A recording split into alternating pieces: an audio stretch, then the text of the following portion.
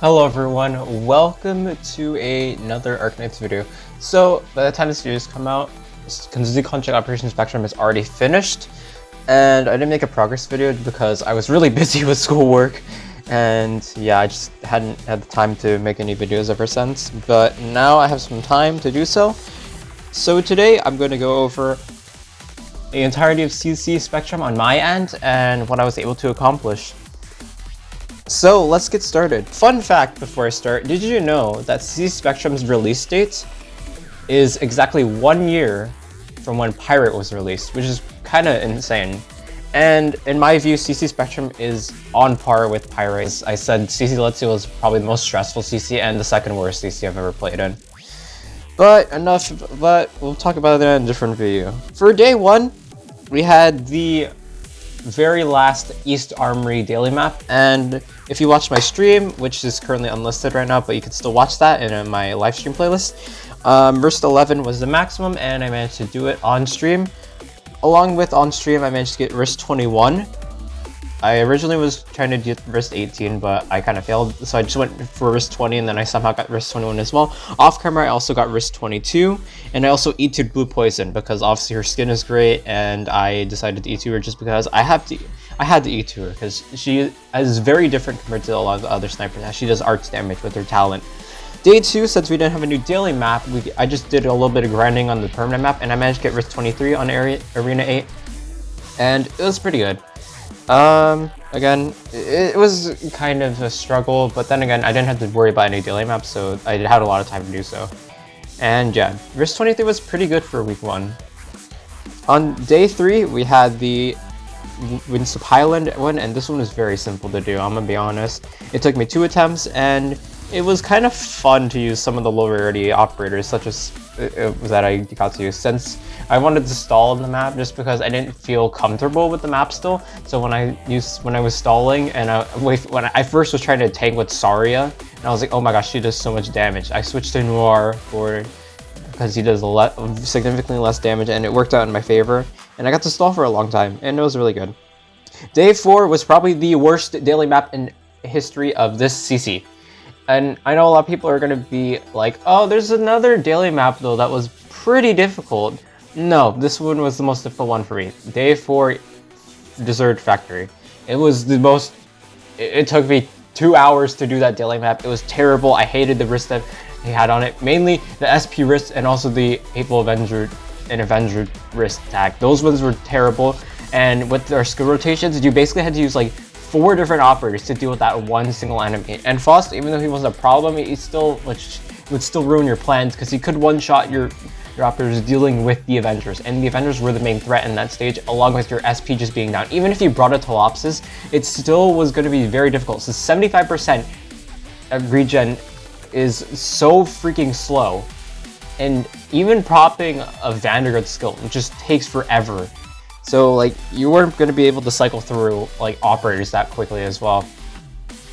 But yeah, this was the only daily stage I struggled with. Last CC I struggled with so many other daily stages, but this one was the only stage that I had any like longer than an hour spent on the daily map. Like last CC, I think both Area 6 Ruins maps got me like over 2 hours of gameplay, along with some Lockdown Prison ones, and then maybe I think one of the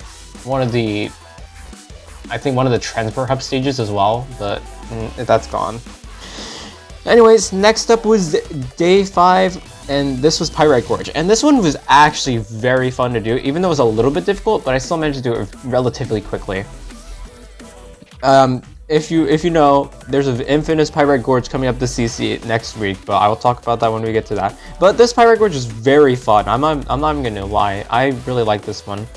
Also, fun fact, my power went out during this day, but as my power went out, I got wrist 24. Like my power went out, but I managed to get wrist 24 as my power was out. So that was pretty sick, I'm not gonna lie. That is all. I honestly wish I was recording during that time, because I saw my lights go out, and I was like, oh my gosh, my power is out. But I managed to get wrist 24 on the attempt my power went out. So that was really sick. I wish I got a clip of that, but yeah. But that was the maximum I got from week 1, risk 24, and actually, sadly, the maximum I got for the permanent map in general. I was really trying to push for 26. I really was, but I just didn't have a lot of time to play CC, and unfortunately, I couldn't get to 26. Risk 24, permanent map, I was very happy with that. Day 6 is Area 6 Ruins, and since my power was out, I couldn't freaking upload the video, but I managed to do it. I did it in like 1 attempt, which is surprising. And yeah, my PTSD from Area 6 Ruins really did kick in effect. Not to mention I did have a Weedy at M3 and skill 2, and also 9 gale in skill 3. That could have made a huge difference because last CC I did not have 9 gale built. I didn't even have Weedy back then, so I think that was a big factor in it. And also, the risks were very manageable that time. Even if W was the main threat, I did manage to stall it out with 9 gale's cages, which is something I wasn't able to do back then. So I think Area 6 Ruins just got significantly easier with the addition of Weedy and 9 gale on my team. Day 7 is Lockdown Prison, and I expected this to take a while, but I surprisingly first tried it, even though I made some very key errors that almost made Texas die. I activated one of the giant guys, even though we didn't have our max HP sealed on them. I could just leak them, but technically, I borderline did a risk 15 since I didn't leak anything. I forgot to retreat Silver Ash, and his defense was getting shredded by those guys, but I still managed to do it. And yeah, week 2 we got introduced to the daily map Abandoned Mine, as we had 2 on this week, and we didn't have anything on week 1 just because we had to deal with the East Armory for the first 2 days, which was totally fine because a lot of people hate East Armory, and thankfully we only had to deal with that one time. For Abandoned Mine, the first one, it was not that bad, I'm not gonna lie. I really just copied my strat from when I did it in Lead Seal, and honestly, it just worked out very well for me. And yeah, there's nothing really to like talk about because I already kind of showcased that. So yeah, but it was also scuffed. Undoubtedly, everyone's most hatred map just because it was so difficult. But for me, I had so much fun with the map. This was the Pirate Gorge one. This was the map that everyone remembered because it was so difficult. But in my eyes, it only took me like 30 minutes, but it was so fun. It was actually one of the most fun Pirate Gorge maps I've ever played. The cycling with, you have to make sure you deal with the race with arch damage, and you have to make sure you deal with Crownseer with physical damage, because basically the damage, the other damage is going to do nothing because the race had so much defense. Crownseer just basically had maximum resistance, so even if you did debuff, they did no damage.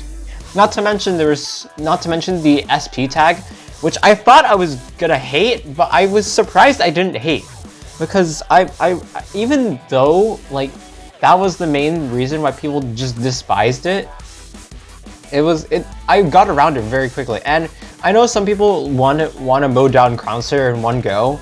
I took that whole thing out of the equation since I didn't want to use Exu, and I complemented that with using a lot of debuffing with Suzerain, and then Ash, Texas for the stun, Mudrock as well, Silver Ash. Even though I didn't kill Crownseer, I still managed to undeploy them and bring them back because the Wraiths are known for having lower res, and that gave me time for Aya, Saria, Surtur, and that whole operation was just so fun to do.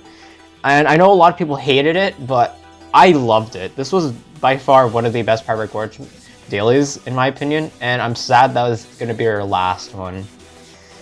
We're going to miss you, Pirate Gorge. You've been one of the best daily maps, and honestly, in my opinion, the best CC. Pyrite was probably my favorite CC still.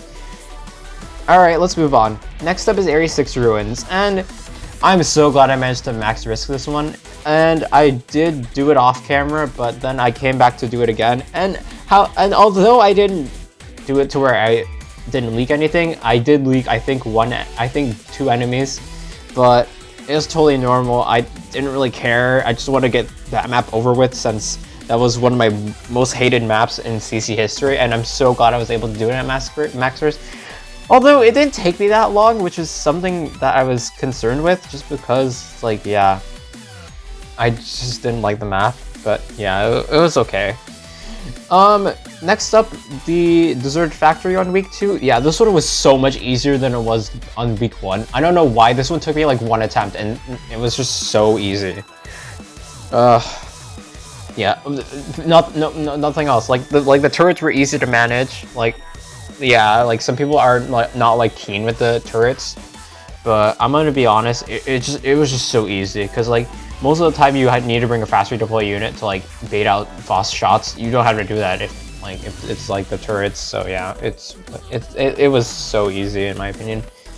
Up next was Lockdown Prison, and this one was one that I needed a second attempt on just because I thought I needed to mow down things like really quickly with ground units, but the stat decrease made it so that we basically were using ranged ops all the time, and I basically did a Sniper Knight strat along with AF Yala. And although I leaked, we didn't have a HP seal decrease, so it was totally fine. And yeah, that I have a lot of appreciation with Sniper Knights now after doing that, because oh my gosh, I freaking love, like, oh my gosh, I'm so happy that I M3'd Blue Poison, because that was really fun to do. Second to last daily map is Winstop Island. Yeah, this one was surprisingly not that bad as well. Yeah, I think the main threat was the swordsman, but I just mowed it down all. I just mowed the whole thing down, like, really quickly. Like, yes, it was a little bit messy, but it was honestly not too bad. It was like, again, Winstop Island I think was just a really easy map to manage through, just because a lot of people are like already know like all the strats for Winstop Island, since Cinder was a very difficult CC, and a lot of people just needed to know the strats like the stall strat or like brute forcing, etc, etc. Anyways, the final map was Abandoned Mine, and I was so happy I managed to get through with it. I used some of my favorite operators during that run, and it was a blast. Like, yes, the HP was very hard to manage, but honestly, it was very helpful for me to do because it gave me time to stall for Aya, who had a increase in her cost along with Suzerain. And yeah, it was honestly really fun. I really didn't mind the Abandoned Mine daily maps. I thought I was gonna hate them just because I feel like we were just gonna get rolled by Big Bob or Mudrock or the Mudrock Colossuses, but it was really chill to CC, and the first time I've gotten max risk on every single daily map.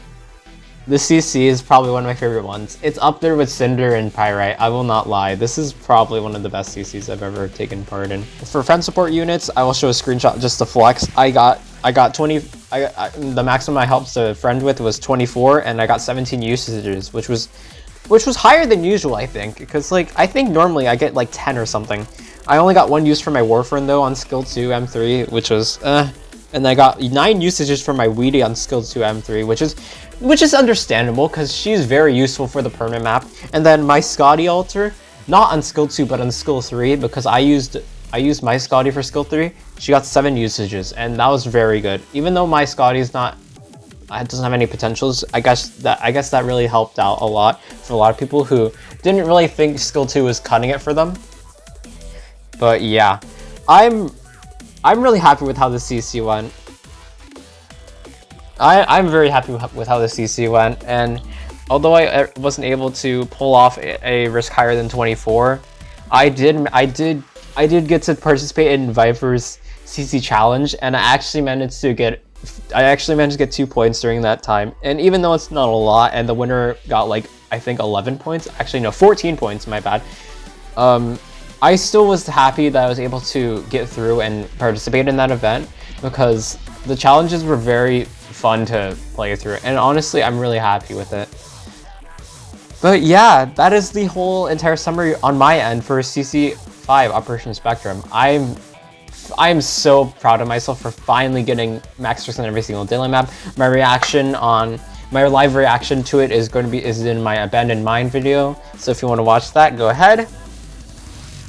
And yeah, I am going to take a long break from Arknights, and because I'm not summoning on Shen Altar's banner, because I know everyone's going to be summoning for it, so I'm just going to have a whole friends list of skill 3 Shen Altar.